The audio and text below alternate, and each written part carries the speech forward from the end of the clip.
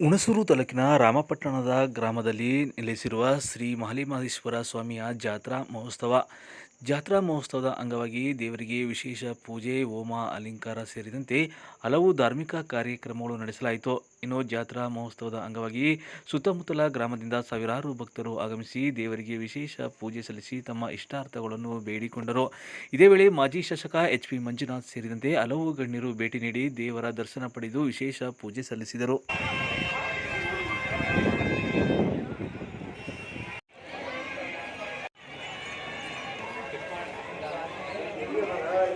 ಜಾತ್ರೆಗೆ ಆಹ್ವಾನಿಸಿದಾಗ ಅವರು ಉದಾರ ಮನಸ್ಸಿನಿಂದ ನಾನು ಜಾತ್ರೆಯ ತೆಪ್ಪೋತ್ಸವಕ್ಕೆ ಆಗಮಿಸಿ ಆ ದೇವರ ಮುಂದಿನ ದಿನಗಳಲ್ಲಿ ನಾವು ಈ ಒಂದು ಸಂದರ್ಭದಲ್ಲಿ ಅವರನ್ನು ಸ್ವಾಗತಿಸಿ ಸನ್ಮಾನಿಸುತ್ತಿದ್ದೇವೆ.